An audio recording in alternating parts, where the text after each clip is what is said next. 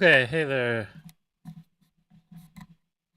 Is my mic on? Okay, yeah, it's on. Sometimes this color changes randomly, so it's confusing. But anyway, so today we're going to talk about the quantity theory of money. This is pretty much the most useless theory because it just describes money's value in terms of transactions and flow. Um, so, what is the quantity theory of money? So, there's two closely related equations that express the same basic idea. There's the equation of exchange and there's the quantity theory of money. But basically, you have MV equals PY. So M is going to be your money stock. People say money supply, but supply is a relation between quantity and price. So it's just the quantity of money. That's the M. And then V is going to be your velocity. Um, how many times the money changes hands in a given period. P is the price level of some basket, right? That's how you measure price level. Y is going to be GDP, or you can do MV equals PT, I think it is, where instead of GDP you do transactions. Um, yeah. Anyway, so the basic premise is that P on the right hand side of the equation is going to be our price level. So um, now this equation has no causality, and this is a pretty obvious and stupid thing. It has no causality because velocity isn't a real thing.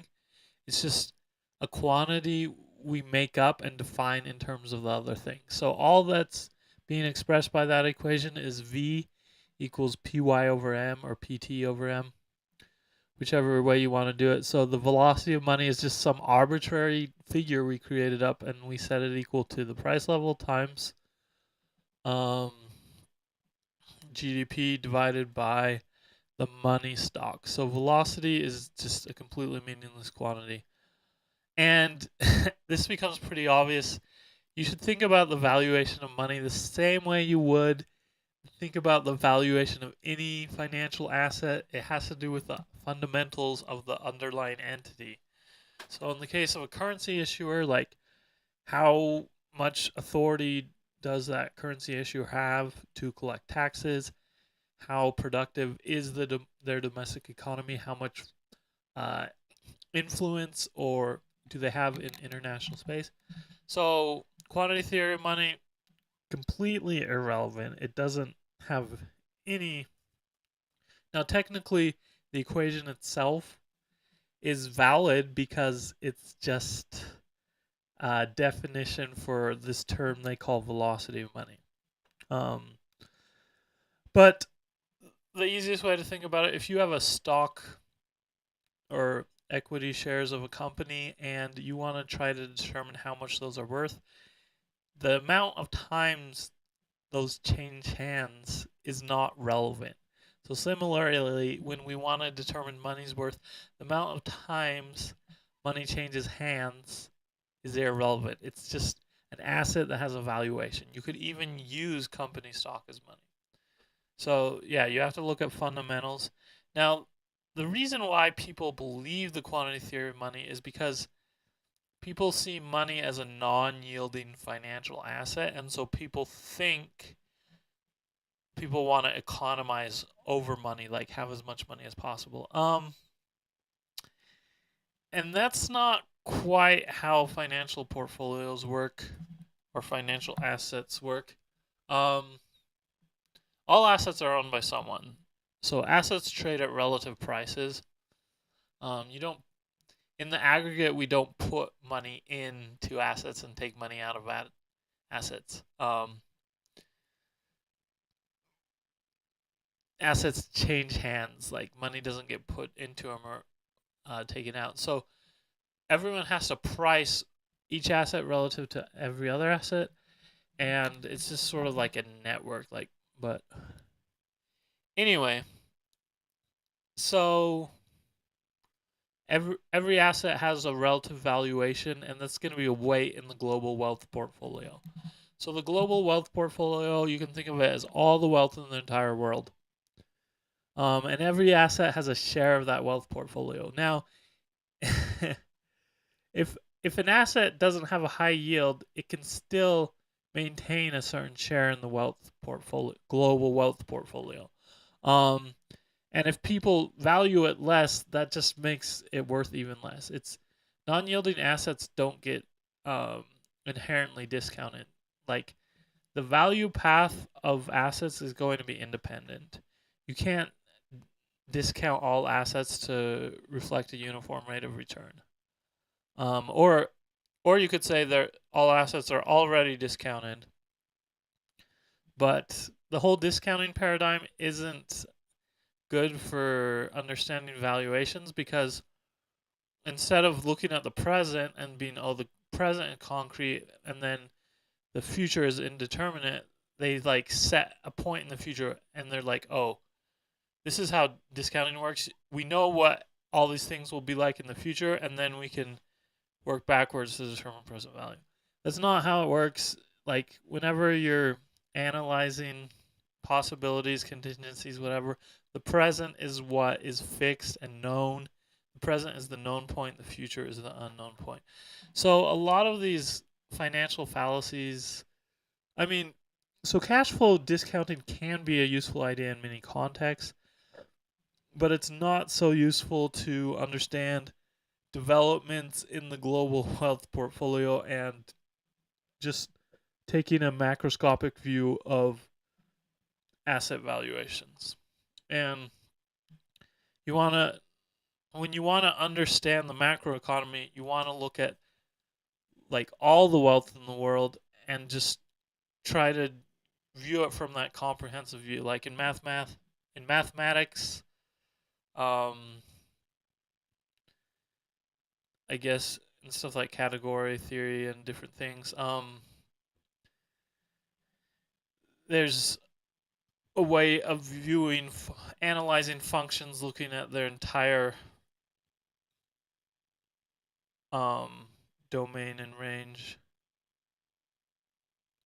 So instead of just looking locally at a function, you look at its behavior over the entire, um, over all values. And when you want to understand the global wealth portfolio, or when you want to understand asset valuations, you want to take this macro view where you're looking at everything. I'm trying to think. There's a specific term. So in books, they have something called an epilogue. It's like at the end of the book, just going over everything. Like, and I think there's this mathematical term called epimorphisms. I forget. Anyway, so you just want to take a big picture view to understand asset valuations. Just think of every asset as having a certain share in the global wealth portfolio. Don't think of assets as competing on returns. Just they compete on wealth share. And if an asset has lower returns, like it may eventually get deweighted in the global wealth portfolio, but people can develop more of the asset independently. Like assets don't have to appreciate, they can be created. Like appreciation and asset appreciation and asset creation are two different processes. So both will affect the share within the global wealth portfolio. Now, with money in particular, money creation is common. Money appreciation, I mean, that can happen too. It's not common. But then once you count currency accounts like fiat accounts like bonds and such, then that's all of a sudden a significant share of the global wealth portfolio. Um, yeah, so quantity theory of money, let's look at this particular article I wrote quite a while ago. It's not the stock, it's the net flow dummies. So just an example, no matter how much money is in existence, if everybody spends and earns the same money each day, then there's no pressure from the money stock on the price level. So if you have $1,000 in your bank account, if you spend 100 and then earn 100 in the same day, then that money stock doesn't matter. It's the classic: if a tree falls in the forest and no one's around to hear, does it make a sound? I mean, no audible sensation is created, but normally we would define sound physically, acoustically. So yeah, there's sound, but the net flow of money. So, and this closely relates to modern monetary theory in the sense, uh, I call it the fiscal bidding theory of the price level. So it's the bids that are offered when currency is issued that will drive the price level. So as long as all these transactions happen at a stable price, it doesn't matter how fast money moves along. It doesn't matter how much money there is. Um, you can create more money, and the side effect of creating more money is that it will have a take up a larger share of the global wealth portfolio. Um, yeah. So, and the problem with money depreciation is when money depreciates, it makes it harder to spend more by creating money because let's say right now the national debt is 34 trillion. Like if we want to spend 3 trillion, that's only increasing the valuation of that asset by 3%. But if the value of the national debt cut in half due to inflation or whatever, or if we paid it back to 12 trillion, if we then wanted to spend 3 trillion, that would be a 25% increase. So people would have to absorb that relative amount. Now, whenever you have an asset, um, when you want to issue more of a financial asset, the people who are most likely to buy it are going to be the ones who already own it. Um, so let's say you offer, let's say you issue a asset called Monkey Coin or whatever, and let's say you want to issue more Monkey Coins. Well, if there's no buyers, then the value of all Monkey Coins will drop to zero, right? So if people are already holding millions of dollars worth of your Monkey Coin, and you go to issue more, and those people don't buy it, then the coins they are holding will become worthless. Okay, so it's sort of like a double down effect in poker. Like when you're playing poker, you're forced to increase your bet or walk away entirely. And the same thing can happen with financial assets. If you hold a financial asset and the issuer wants to issue more, you can be essentially forced to either buy into that, especially if you hold a significant share of the total. If you're like what they call in the crypto world a whale, if you hold a lot of it, you're either forced to buy more of that asset or like let the price of everything you hold fall to zero. So it's sort of like a double or nothing bet. You can either fold and then you get nothing, or you can buy more. You can put more money into the pot and hope over time you can get some financial benefit out of that. So that's going to be actually a pretty significant dynamic that makes it so financial returns won't equilibrate because for every financial asset that exists, like people are already holding it at that valuation. So even if there's no yield, if they want to, if more of that asset gets issued, then everyone who holds it has to decide, hey, am I going to stick with this or am I just going to let it everything like currently hold fall to zero? And there's a big emotional attachment there. Now, sometimes financial assets will fall to zero. Sometimes all the holders will just say, you know what, I'm at the limit.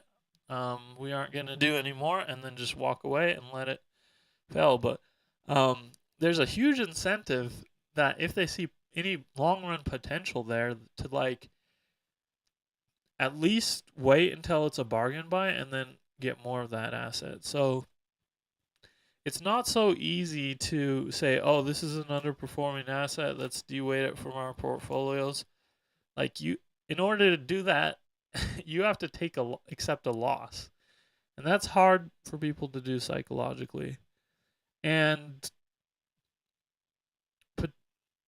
potentially, I mean, just the whole idea of mean reversion. If an asset goes down, there's good potential for it to go up after that. So equilibrium thinking in terms of financial returns is a very poor paradigm. I want to. Okay, so my X handle used to be rate disparity. Now it's rate of inflation. Um, so one thing, I have a lot of different articles and stuff. Some of them aren't very polished, but some important technical points about interest rates. This was when I got invited on the Applied MMT podcast. I just tried to stick with the basics there, and I talked about a lot of other important public figures in economics. Everyone from Stephen Keen, obviously, Mosler, Kelton. I talked about George Selgin a little bit, Miles Kimball. I mean, I mentioned some things some ideas and principles that all of them offered that I've learned from. But anyway, so on my website, I have this rate disparity book, and the whole idea behind rate disparity is that interest rates aren't in an equilibrium; they're just in a distribution. There's a distribution of healthy interest rates, and they don't really compete directly. Now, okay, in the entire book, I never explicitly state that thesis. But that's the whole idea behind rate disparity, that there isn't a,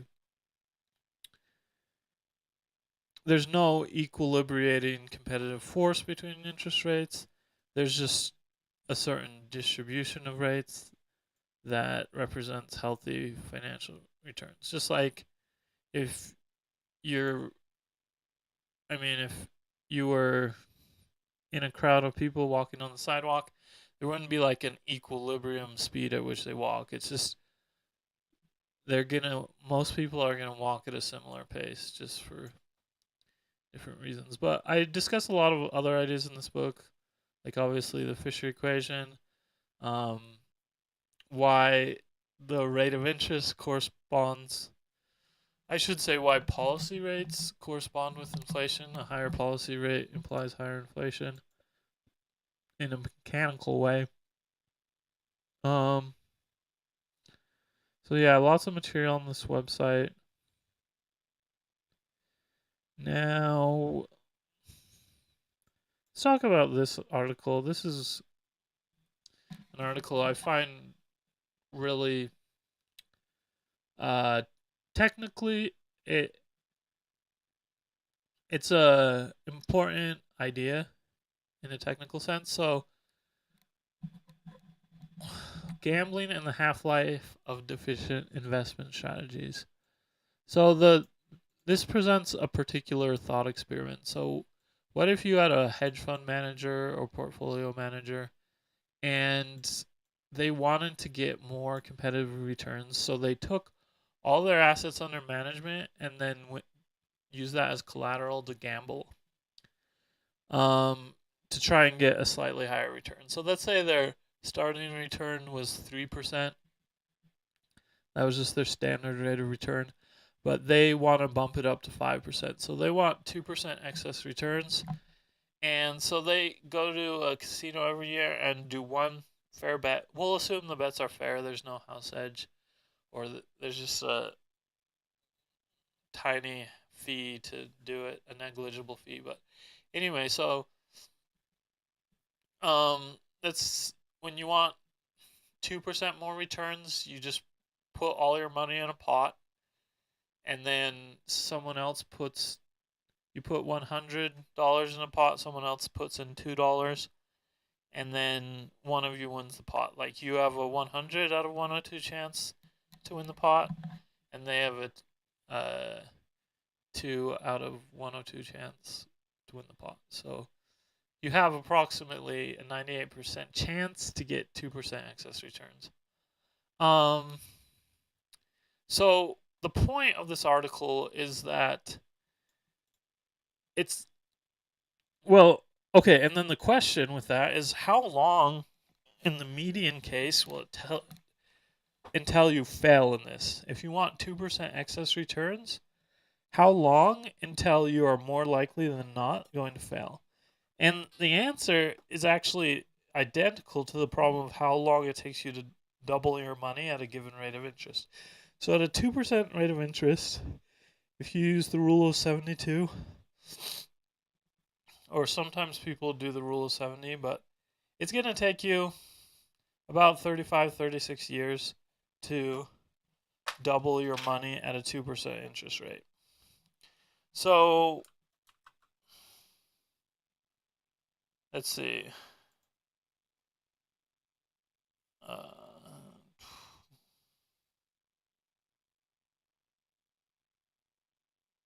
Do we have, okay, calculator. So 1.02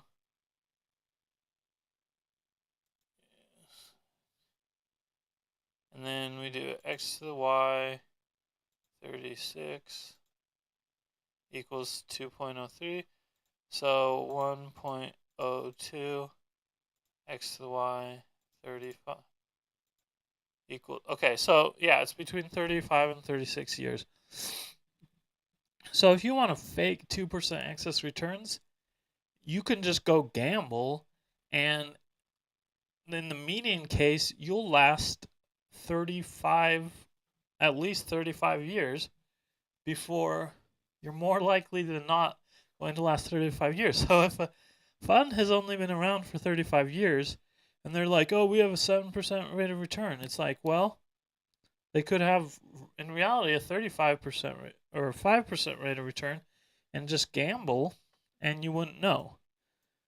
So you wouldn't be able to see it. So it's very hard to compare interest rates in retrospect just because the nature of risk taking is such that you don't observe the counterfactuals. You don't observe what doesn't happen.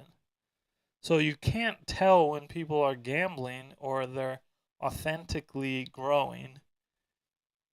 It's very hard to assess risk from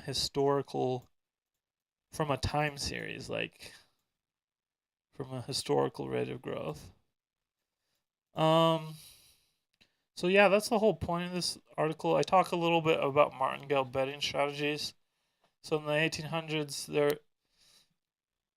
there was this popular betting strategy that people would use in casinos where, let's say you have $100, you do one bet of $1. If you lose, then you double your bet. And what happens is, most of the time, you won't. Okay, so to lose $100, if you start with one and double your bet each time you lose, you have to. How many times in a row is it? It's going to be 7 times in a row because 2 to the 7th power is 128. So you have to lose the bet 7 times in a row to lose that $100. But because you're doubling the bet, you only need one win to take you back to $100. So let's say you lose 6 times in a row. Your first bet is, well, actually, okay, I did the math a little wrong, but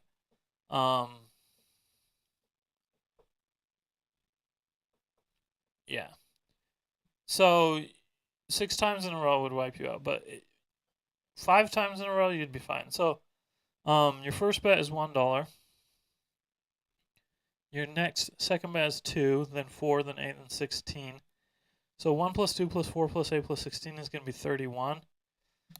It's just sort of this sum of exponentials law that's really easy with powers of 2 because it's just counting by binary.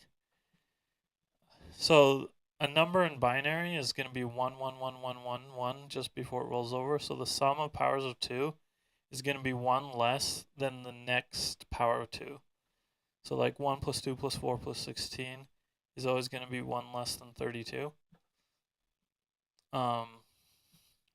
So that's a really easy way to sum powers. But anyway, so yeah, so if you use a martingale betting strategy, you have to lose at least if you start with a $1 bet, you double each time you lose. You double your bet each time you lose. You have to lose 6 times in a row to lose all your money. But just one winning bet will put you back to where you started. So let's go over it. Let's say you have $100. Your first bet is $1. You lose. You have $99 left. Then you take your next bet is going to be $2. And so if you win that bet, then you end up with 101. If you lose, you end up with 97. So then let's say you lose, you're down to 97, you double your bet again. Now your bet's $4. If you win, you go to 101. If you lose, you're down to $93. Then you double again to $8. So from 93, if you lose again, 93 minus 8 is going to be what? 85. So, but if you win, 93 plus 8 is going to be 101. So you're back over 100. And then, so if we lose, we're down to 85. We double our bet again, 16. 85 minus 16 is going to be what? 69. 85 plus 16 is going to be 101 again. So the whole point is you only need one winning bet to make up for a string of losing bets. Now, obviously, the problem with this betting strategy is when you lose everything. So it looks like you're going from 100 to 101 to 102. It looks like you turn betting into a steady increase. But in reality, you just making it so when you lose everything. Yeah. So this is actually sort of related to the St. Petersburg paradox, where it's another infinite summation problem. It's like, let's say you have to pay $20 and you have to pay $20 each bet and you flip a coin. However, each time it lands heads, you double your payout. So you pay $20, you get 1 heads, you'll just get $1. If you get 2 heads in a row, you'll get $2. If you get 3 heads in a row, you get $4. You get 4 heads in a row, you get $8. So it seems like a bad bet, right? You pay $20 up front, and you have to get at least 5 heads in a row before you actually make any money at all. But the way it turns out is that's actually that infinite sum diverges. So if you take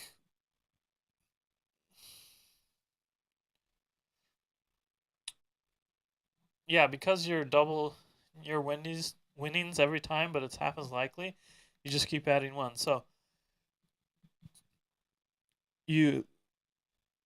one head flip, you win $1, and that happens 50% of the time. And then, well, yeah. I mean, it's easy to get off by 1 errors doing this in your head, but each time the payout doubles, but the probability cuts in half, so it just ends up being like 1 plus 1 plus 1 plus 1 plus 1. That's how the infinite summation turns out, so it diverges. So, in fact, with the St. Petersburg paradox, the expected value on any given bet is going to be infinite. Like, you have an infinite edge over the house, even though for the vast majority of bets, you lose money. Like, you have to get heads 5 times in a row to even get any money. But the thing is, the expected values are just an average of all possibility trees. And so that's where it gets confusing. Because there's in the tree of all our possibilities, there's some very positive payouts and most are insignificant. But that very big number just hidden way deep in the tree averages out. And so even though it's a rare event, your expected value can be very high.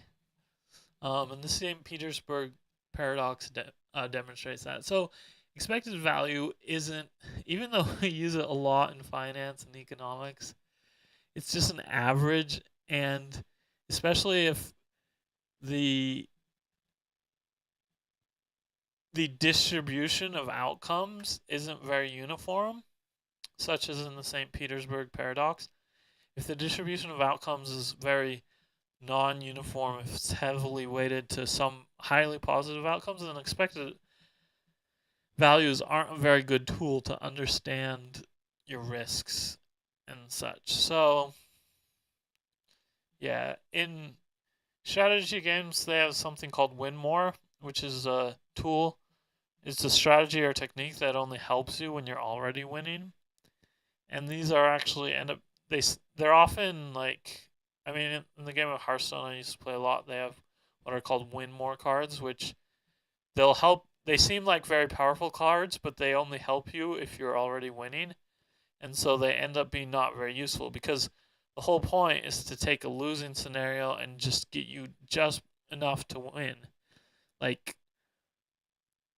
in a, in a competition, it doesn't matter how much you win by. Like you just have to win by 1 point. Like every point you score extra beyond that is just sort of a safety buffer.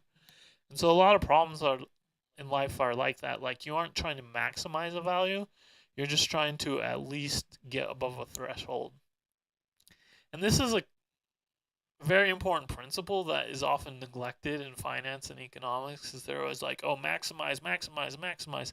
It's like, well, if you talk about mathematical optimization, there's two basic considerations. There's going to be your constraints, which is just a boundary. It's just like, okay, maybe businesses don't all have to make $1 trillion. Maybe they just have to make some amount of money. Like as a human, we just need to earn enough to survive. We don't all have to be trillionaires.